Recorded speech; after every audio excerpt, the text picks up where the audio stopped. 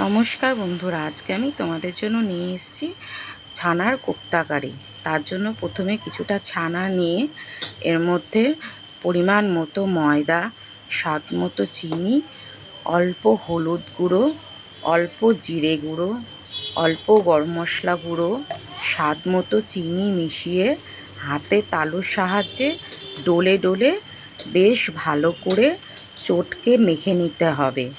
বেশ স্মুথভাবে মাখা হয়ে এলে এবার এর মধ্যে কিছুটা কাজু বাদাম কুচি, কিছুটা কিশমিশ কুচি দিয়ে আবারও ভালো করে মেখে একটা ডো বানিয়ে নিতে হবে। এদিকে হাতে অল্প ঘি মাখিয়ে নিয়ে সেই ডোটা থেকে ছোট ছোট লেচি কেটে গোল গোল চ্যাপ্টা বলের আকারে শেপ দিয়ে গড়ে নিতে হবে। শেপটা তোমাদের ইচ্ছে মতো তোমরা দিতে পারো, আমার এরকম ভালো লাগে তাই আমি এইভাবেই দিলাম।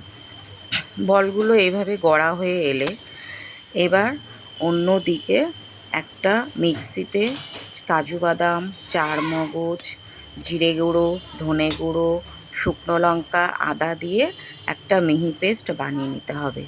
কড়াতে অল্প ঘি, সাদা তেল দিয়ে পনিরের বলগুলো লাল লাল করে ভেজে নিতে হবে, একদম কম আঁচে রেখে।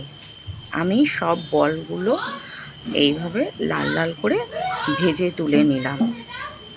এবার অন্যদিকে কড়াতে ওই তেলেই গোটা গরম মশলা আর শুকনো লঙ্কা ফোড়ন দিয়ে বেটে রাখা মশলাটা দিয়ে নেড়ে চেড়ে কষিয়ে নিতে হবে।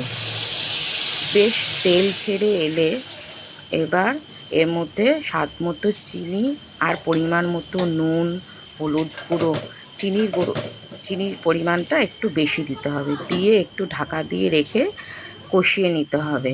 এবার কিছুক্ষণ পর ঢাকনা খুলে নেড়ে চেড়ে তেল ছেড়ে এলে জলের পরিবর্তে দুধ দিয়ে গ্রেভিটা বানিয়ে নিতে হবে। দুধ দেওয়ার পর দুধ ফুটে উঠলে ভাজা বলগুলো দিতে হবে। কিছুক্ষণ পর প্রায় গ্রেভি ঘন হয়ে এলে পরিমাণ মতো গরম মশলা গুঁড়ো দিয়ে নেড়ে চেড়ে নামিয়ে নিলেই রেডি আমাদের পনিরের কোপ্তা কারি বা ছানার কোপ্তা কারি।